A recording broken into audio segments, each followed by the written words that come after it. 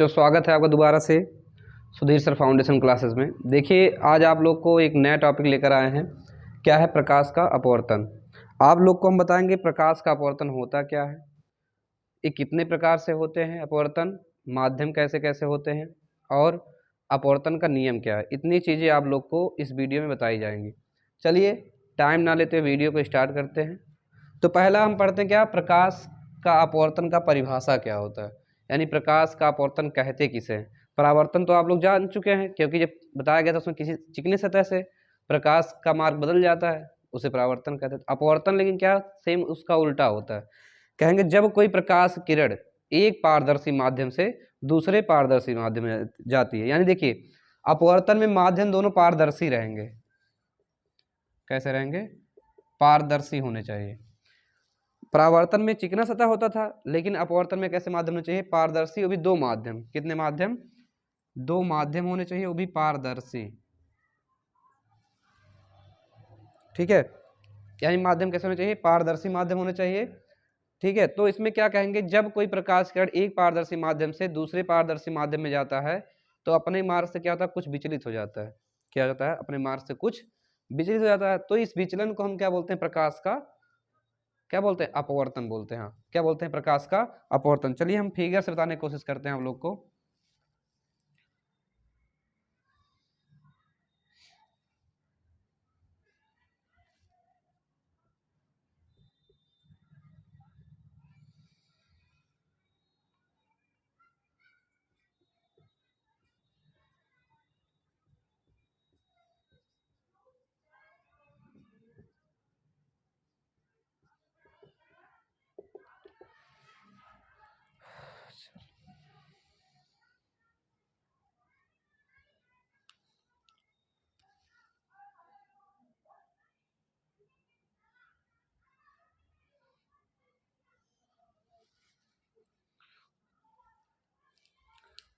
चलिए ध्यान दीजिए, जब कोई कहेंगे जब कोई प्रकाश किरण क्या है, जैसे देखिए प्रकाश किरण आ रही है, आने के बाद क्या होगा? अपने मार्ग से कुछ विचलित हो जाएगा।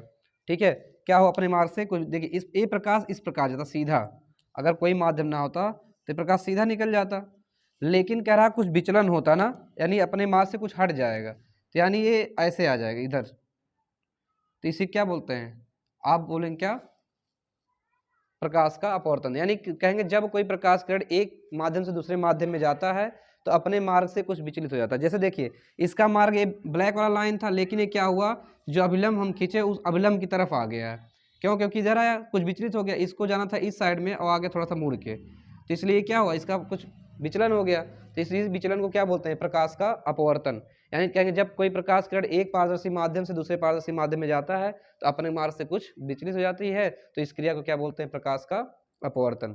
चलिए और आगे देखते हैं अपवर्तन के नियम कौन कौन से होते हैं। चलिए नियम पढ़ने से पहले आप लोग जान लीजिए माध्यम क्या होता है। दो शब्द लिखे गए हैं, विरल माध्यम और सघन। विरल और सघन क्या होता है? विरल मतलब क्या होंगे? जिनके कण बहुत दूर दूर होते हैं। जिनके कण क्या हो?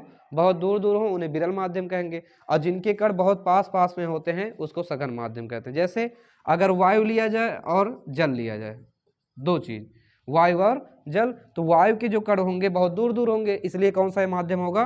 विरल माध्यम। और जल के कण क्या होंगे? बहुत पास पास रहेंगे, इसलिए कौन सा माध्यम हो जाएगा? सघन माध्यम। तो माध्यम क्लियर, यानी प्रकाश जिस पारदर्शी चीज से जाता है उसे माध्यम कहते हैं। माध्यम दो प्रकार के, विरल और सघन। जिसके अण दूर दूर या अण कहिए चाहे अणु कहिए, ठीक है, कण या अणु दोनों एक ही चीज होंगे। जो दूर दूर रहेगा तो विरल, अगर पास पास रहेंगे तो सघन हो जाएगा। तो वायु में जल दो एग्जाम्पल दिया हूँ, वायु के कण जो होंगे दूर दूर रहेंगे इसलिए वो विरल अवस्था में होगा, और जल के कण क्या होंगे? पास पास होंगे तो सघन अवस्था में हो जाएगा। चलिए इससे भी किरणें दो प्रकार से चलती हैं। अगर विरल से आपका सघन में आता है तो अभिलंब की ओर झुक, देखिए अभिलंब यहाँ पे ना अभिलंब की तरफ आ गया, अभिलंब की ओर क्या होगा?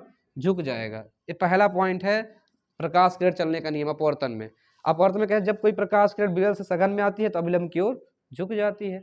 अब अगर इसी का उल्टा कर दिया जाए, हम इसी को और बढ़ा दें, यदि यहाँ से कोई प्रकाश किरण जाएगा तो अभिलंब से दूर हट जाएगा। कहाँ हट जाएगा? दूर। तो ये दूसरा नियम है। ठीक है, यदि कोई कहेंगे प्रकाश किरण विरल से सघन में आती है तो अभिलंब की ओर झुक जाती है, और अगर सघन से विरल में जाती है तो अभिलंब से दूर हट जाती है। ये दो कारण हैं इसमें प्रकाश के नियम के अनुसार कि प्रकाश किस प्रकार मुड़ता है, यानी विचलन कैसे होता है। तो विरल से सघन में आएगा तो अभिलंब की ओर आ जाएगा, और अगर सघन से विरल में जाएगा तो अभिलंब से दूर हट जाएगा। चलिए हम आपको अब अगला बताते हैं, क्या, प्रकाश के अपवर्तन का नियम।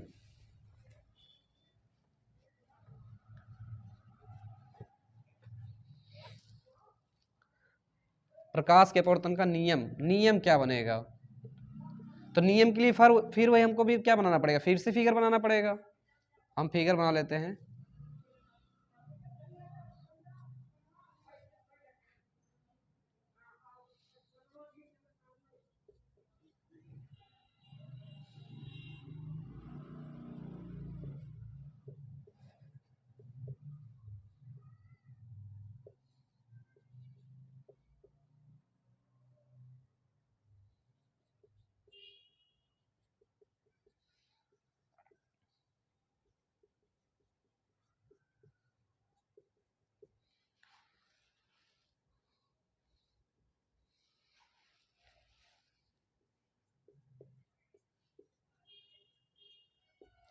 देखिए फिगर बन गया, फिगर में हर एक नाम मैं दे दिया हूँ। क्या है? आपतित किरण, अपवर्तित किरण है, अभिलंब है, आपतन बिंदु है।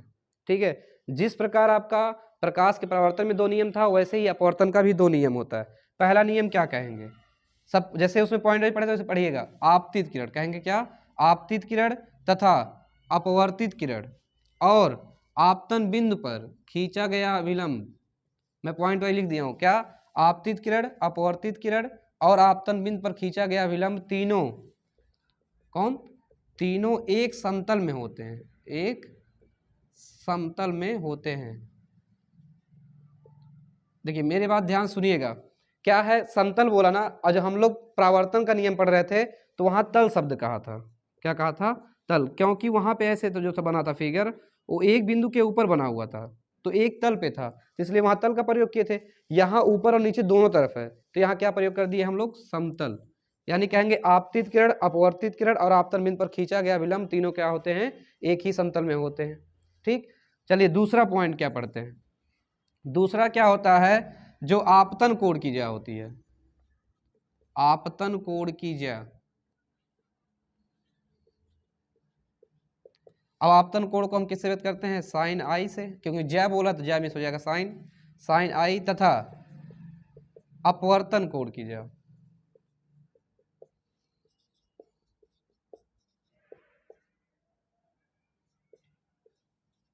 अपवर्तन कोण की ज्या क्या हो जाएगा? साइन आर, क्योंकि आपतन कोण को आई से व्यक्त करते हैं और अपवर्तन कोण को आर से, तो उसका हो जाएगा साइन आर। दोनों परस्पर समानुपाती ही होते हैं, दोनों परस्पर समानुपाती होते हैं। देखिए पहला नियम क्या था? आपतित किरण, अपवर्तित किरण और आपतन बिंदु पर खींचा गया विलंब, तीनों कहाँ होते हैं? एक ही समतल में होते हैं। दूसरा, आपतन कोण की ज्या साइन आई तथा अपवर्तन कोण की ज्या साइन आर, दोनों परस्पर क्या होते हैं? समानुपाती। तो दोनों का चिन्ह हम लिखते हैं sine I proportional sine R. देखिए एक हमें क्या मिल गया? ये इसी सूत्र से मिला, यानी जो नियम लिखा गया दूसरा, उस नियम से मिला है। और दूसरे नियम को क्या बोलते हैं? स्नेल का नियम भी कहते हैं। क्या बोलते हैं? स्नेल का नियम भी कहते हैं, स्नेल्स लॉ। ठीक है, स्नेल नियम। अगर साइन आई और प्रोपोर्शनल साइन अगर आर है तो उसको बोलते हैं क्या? स्नेल का नियम। यानी आपतन कोण की ज्या और अपवर्तन कोण की ज्या परस्पर क्या होते हैं? समानुपाती होते हैं। चलिए अब प्रोपोर्शनल हम हटाते हैं, तो साइन आई बराबर क्या मिल जाएगा? यन साइन आर। तो यन बराबर क्या हो जाएगा? साइन आई बटे साइन आर। लिख देंगे जहां यन एक नियतांक है जिसे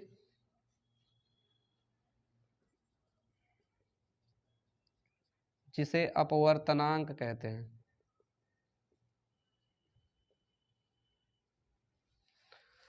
देखिए थोड़ा समझ लीजिए इसको, जो नियम में था हमको मिला sine I proportional sine R मिला, प्रोपोर्शनल हटा दिए बराबर लग गया, और जब प्रोपोर्शनल कहीं हटाते हैं तो एक नियतांक लगता है, तो नियतांक हमने क्या लगा दिया? यन, और साइन आर था साइन आर। बस हमको यहाँ यन रहने देना है, इसको हम पश्चात कर दिए, बटे में आ गया। तो यन बराबर साइन आई बटे क्या मिल गया? Sine R. तो जहाँ लिख दिए क्या? यन क्या है? एक नियतांक है जिसे हम अपवर्तनांक भी कहते हैं। ठीक, तो ये आपका देखिए आपका परिभाषा भी हो गया अपवर्तन का और अपवर्तन के नियम भी हो गए।